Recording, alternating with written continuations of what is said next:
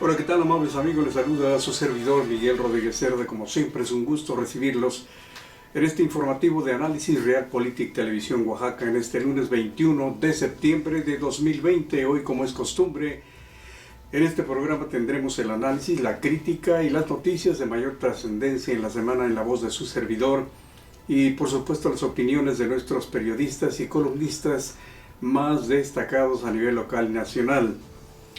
Bueno, pues continúa el creciente aumento de feminicidios y las eternas deficiencias en pruebas e investigaciones de la Fiscalía General del Estado. Historias conmovedoras de personas que fallecen en la lucha contra el coronavirus. 14 elementos de la Agencia Estatal de Investigaciones despedidos injustamente en Oaxaca. Negligencia e indiferencia en la búsqueda de personas desaparecidas en Oaxaca por parte del sector oficial.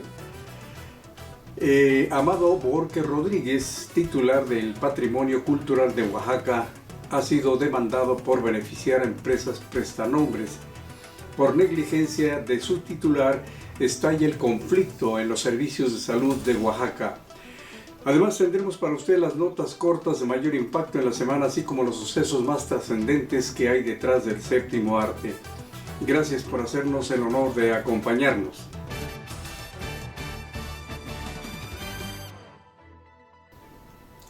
Bueno, como les decía, continúan en forma creciente los feminicidios en México, de acuerdo con datos oficiales de último momento, y como Oaxaca le enfurece quedarse atrás en nuestra entidad, este tipo de delitos que ya parecen imparables van de la mano con la impunidad también eternizada en nuestro estado. Los graves errores que en materia de investigación y la deficiente entrega de pruebas han hecho que la impunidad y la mala aplicación de la justicia siga reinando en perjuicio de las mujeres en el territorio de Juárez. La mujer oaxaqueña tiene temor hasta de salir a la calle, cumplir con su trabajo, con sus estudios y otras actividades y compromisos para el sustento diario, sobre todo cuando niñas, jovencitas, amas de casa o madres solteras que son presas de la delincuencia no cuentan con una protección verdaderamente segura y finalmente con una manchada y muy deficiente aplicación de la justicia una vez que se ha consumado el delito. Desde que surgió el famoso programa populista de alerta de violencia de género, ha tenido muy endebles resultados y el temor diario aumenta cada vez más en las mujeres. En tan solo 5 días de la semana pasada han asesinado a 3 mujeres y ya suman 80 en lo que va del presente año. La inseguridad, muy de la mano con la corrupción y la impunidad, son los terribles entes que acechan cada día con mayor crudeza a las mujeres oaxaqueñas. Independientemente de todo lo anterior, es bien sabido que en muchas de las investigaciones de este tipo de delitos también ha prevalecido como principales obstructores los errores e ineficiencias tanto en la investigación como en la aportación de pruebas por parte de la Fiscalía General del Estado, lo cual favorece en gran medida la impunidad en los homicidas. Para mencionar tan solo uno de tantos ejemplos, tenemos el caso de la joven periodista María del Sol Cruz Jarquín, en donde su progenitora ha tenido que recorrer un verdadero vía crucis para poder romper el muro implacable de la impunidad. La simulación y el compromiso político, sumados estos a la ineficiencia de la citada Fiscalía y todo lo anterior, impide de manera contundente el poder castigar a los verdaderos autores intelectuales con todo el peso de la ley, aumentando también la creciente burla de los criminales comunes y por supuesto también de los poderosos recomendados. A estas alturas ya resulta verdaderamente pavoroso recalcar la gravísima inseguridad que siguen padeciendo desde hace años las mujeres oaxaqueñas. Dicen que la esperanza muere al último y así es en efecto, pues primero han muerto las mujeres inocentes y al último la esperanza. Una triste historia es la del médico Óscar G. Sánchez Martínez, uno de los que estuvieron en primera fila en la batalla de la lucha contra el coronavirus. Trabajaba en el sector privado en la región de la Mixteca. Su consultorio en Villa Tamazulapan del Progreso sirvió para atender los primeros casos del COVID-19 en esa zona. Después de contagiarse tuvo que ser hospitalizado. La salud del médico no mostró mejoría, sino que empeoró y falleció el día 8 de mayo. Era doctor en Tamazulapa, en Oaxaca, tenía apenas 35 años y era una persona muy sensible. De esta manera dejó a 4 niños pequeños y también a su esposa, así lo comenta Lila Downs, quien era su prima. En esta etapa, la falta de insumos adecuados para protegerse del virus, aunado al desconocimiento y la falta de preparación para combatir este flagelo, llevó a que el personal médico fuera el sector más contagiado por esta pandemia. Uno de los aspectos ante los que desgraciadamente mucha población irresponsable pues se ha mostrado indiferente e incrédula. El virus ha sido una tragedia, nos ha tocado ver morir a muchas personas, recibir a infectados que llegaban a urgencias sin poder respirar y no poder atenderlos de inmediato, así lo comenta Javier Medina, un enfermero. Pero la noche más terrorífica, continúa diciendo, es cuando se enteró que uno de sus compañeros se había contagiado y me tuve que aislar por prevención, por temor a contagiar a mi esposa y a mis hijos. Estas son algunas de las terribles historias que tienen que vivir a diario los trabajadores del sector salud, sin reconocimientos por parte de la sociedad y en otros casos abandonados por la misma jefatura de manera indolente, pues no les proporciona los elementos necesarios para su protección. Aún así, las protestas de estos nobles trabajadores se van por el drenaje de la indiferencia oficial. Así están las cosas.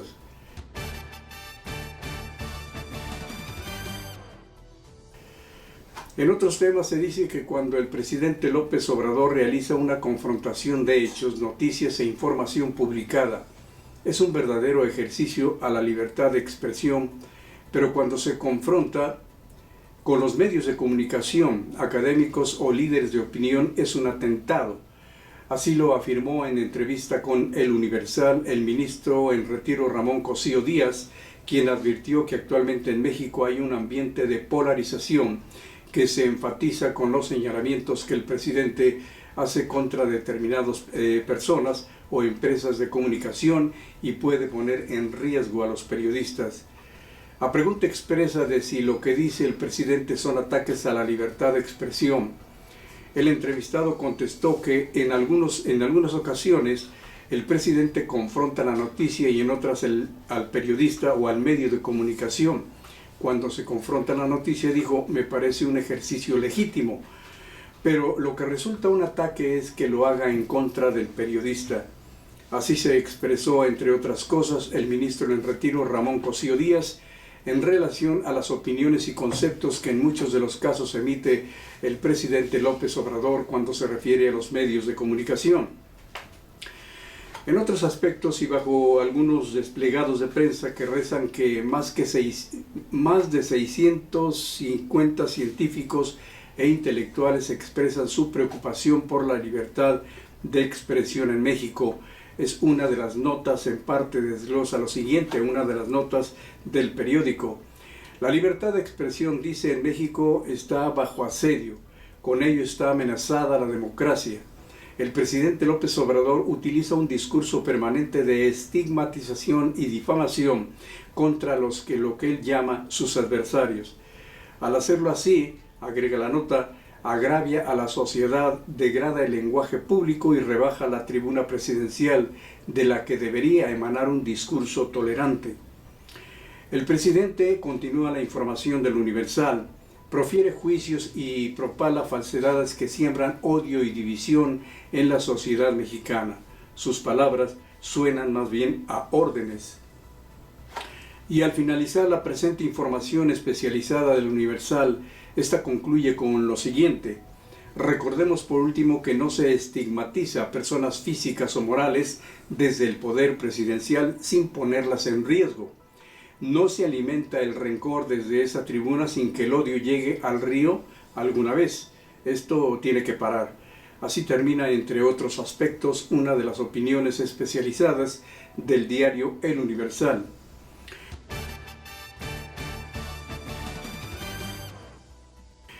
Y aquí en Oaxaca va otra más de lo que resulta desagradable para los trabajadores asignados a la Agencia Estatal de Investigaciones ya que 14 de estos elementos han sido cesados en su relación laboral con la Fiscalía General del Estado. A decir de los quejosos, su contrato de trabajo termina el 30 de septiembre, pero en este sentido los agentes denunciaron que fueron víctimas de una tropelía por parte de la citada dependencia y están solicitando el apoyo de las instancias correspondientes para que sean reinstalados. De este grupo de trabajadores dependen también numerosas familias que potencialmente quedarían sin sustento. Los elementos cesados fueron concentrados desde el pasado jueves en las instalaciones de la citada agencia de investigaciones. Lo que resulta a toda luz es una injusticia laboral, es que dentro de este grupo de trabajadores hay quienes tienen en su haber una relación contractual que va de los 3 hasta los 24 años de servicio, por lo que debe ser prioritaria una intervención legal y conciliadora que les brinde protección para que estos elementos no aumenten la gráfica del desempleo y dejen a sus familias sin el sustento diario.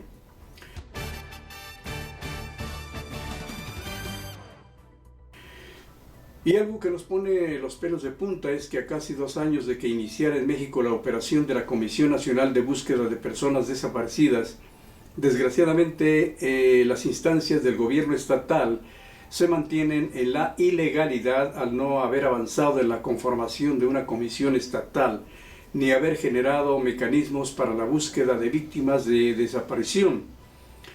Hasta el momento se ha informado de que ninguna autoridad, ni el secretario general de gobierno Héctor Anuar Mahfoud, ni el fiscal general Rubén Vasconcelos Méndez han asumido la responsabilidad que les corresponde en este sentido y de esta manera atacar a un crimen que afecta entre 500 y 1000 personas en todo el estado.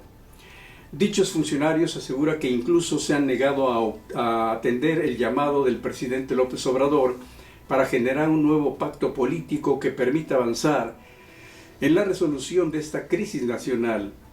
De acuerdo con el Registro Nacional de Búsqueda de la Secretaría de Gobernación, tan solo en lo que va del actual sexenio estatal, han desaparecido 997 personas, 72 de las cuales se mantienen como no localizadas y 27 fueron encontradas sin vida. Las cifras anteriores son imprecisas y podrían ser mucho mayores, pero volvemos a nuestro querido estigma, que es: en Oaxaca no pasa nada, estamos a toda madre.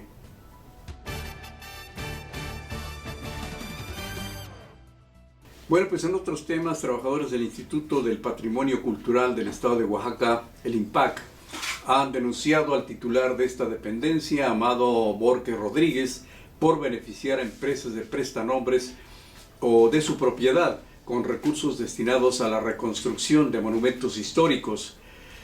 Los mencionados denunciantes señalaron que los trabajadores al servicio de Borges han creado empresas constructoras para obtener contratos irregulares y por lo tanto ilegales en el INPAC. Las empresas que han sido beneficiadas en este caso son Crismar S.A.D.C.B., Cuba S.A.D.C.B., así como a Jessica López y Tandewi Yurimi Reyes y Barbari y Mario Habib Juan, que son prestadores, todos ellos, y claro, pues también de uñas afiladas. A río revuelto, ganancia de pescadores, señores.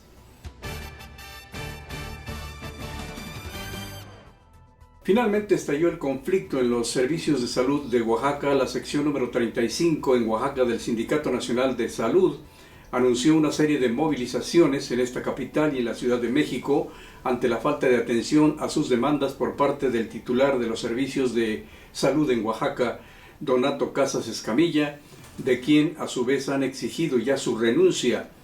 Es tan evidente el fracaso en la atención a la presente pandemia que hizo que Oaxaca regresara del color amarillo al naranja en el semáforo epidemiológico. Esto desde luego como resultado del considerable aumento de contagios y fallecimientos en la entidad. De esta manera el sindicato ha demandado una mesa de diálogo directamente con el gobernador Alejandro Murat ante la incapacidad de Donato Casas Escamilla de solucionar los problemas laborales que ya son innumerables, entre estos el pago de bonos y adeudos pendientes a terceros como son Pensioniste y Fobiste, entre otros. En otras cosas, pues continúan los aparentes efectos secundarios en la elaboración de la vacuna contra el COVID-19 de los laboratorios AstraZeneca.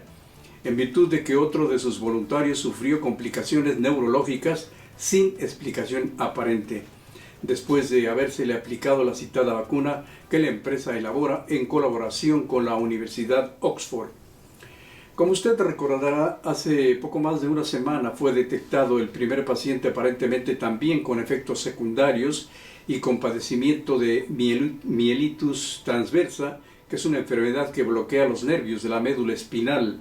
No obstante, y de nueva cuenta, AstraZeneca señaló que una revisión independiente determinó que en ambos casos se consideró poco probable que las enfermedades de ambos voluntarios estén asociadas con la aplicación de la vacuna. Sin embargo, estas dos circunstancias no dejan de poner en tela de duda la total efectividad de este medicamento preventivo en proceso y, por supuesto, el desánimo de la población. Pese a estos dos obstáculos, hay plena seguridad de que todo esto será corregido.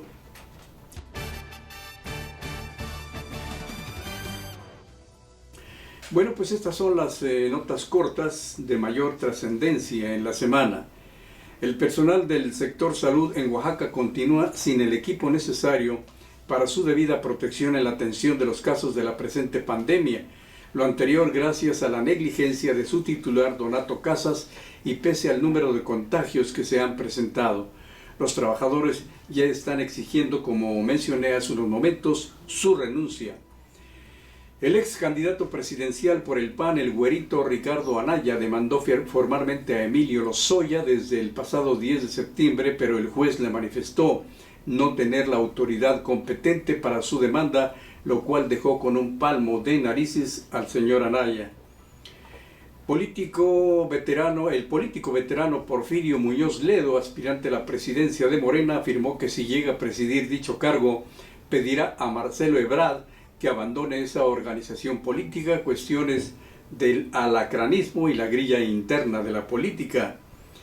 Una jueza de los Estados Unidos negó la petición de libertad al ex gobernador de Chihuahua, César Duarte, por los delitos de corrupción, lavado de dinero y fraudes electorales, y será el próximo 10 de noviembre cuando se lleve a efecto la audiencia final de extradición en una corte de Miami. Varias personas en redes sociales, además de algunos periodistas, opinan que solamente una persona que padece delirios etílicos tiene el cinismo de criticar la libertad de expresión, como lo ha hecho específicamente Felipe Calderón, quien carece de dignidad para criticarla, ya que fue uno de los peores verdugos de la prensa y los periodistas en su sexenio, repleto completamente de sangre. Bueno, pues veamos ahora qué hay detrás del séptimo arte. Durante las 3 primeras décadas del siglo XX se presenció el esplendor del cine mudo o cine silente, como le llaman, así como la aparición de talentosos actores y cineastas. Pero ninguno de ellos llegó a alcanzar un reconocimiento como el legendario Charles Chaplin, en un principio férreo enemigo del cine sonoro, aunque después tuvo que aceptarlo. Charles Chaplin ha sido considerado como uno de los grandes genios que sin parlamentos hizo reír y llorar al público cinéfilo. El buen Charlot fue muy crítico del capitalismo, el totalitarismo y la deshumanización de la época, lo que plasmó casi en todos sus argumentos. La gran experiencia de Chaplin se debió a que su debut como actor lo realizó a la edad de 5 años y su primera película en Hollywood fue en febrero de 1914, la cual llevó por título Ganándose la vida. Su personaje más famoso era el de Vagabundo, y una vez cumplidos los 80 años después de docenas de películas exitosas, Chaplin rodó su último filme titulado La Condesa de Hong Kong en 1966. Charles Chaplin fue un incansable mujeriego, lo que le provocó innumerables escándalos, sobre todo con sus jóvenes actrices. Al realizar la película Candilejas en 1952, fue también él mismo quien compuso esa canción argumental para el filme y que fue reconocida como una de las mejores partituras en la historia del cine. Y no fue sino hasta 21 años después cuando la Academia le premió con un Oscar. Y así, en la Navidad de 1977, murió el Charlot universal. Estas son las cosas que suceden detrás del séptimo arte.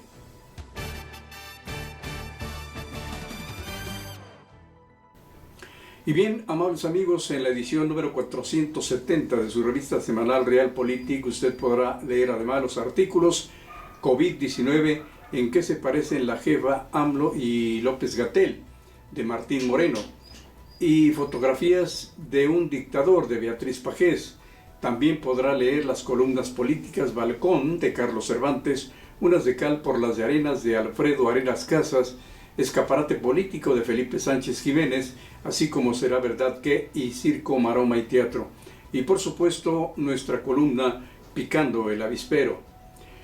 Su servidor, Miguel Rodríguez Cerda, les agradece el favor de su atención a este resumen semanal de análisis informativo de lo más trascendente de la semana, así como los conceptos y las opiniones de periodistas y columnistas más destacados a nivel local y nacional. Acompáñenos una vez más a partir del próximo lunes por la tarde aquí en Realpolitik Televisión Oaxaca. Por favor, localíceme en Facebook, YouTube, Twitter e Instagram, o bien únicamente anote en la línea de internet resumen semanal Realpolitik Televisión Oaxaca, y ahí estaremos presentes con la venia de usted.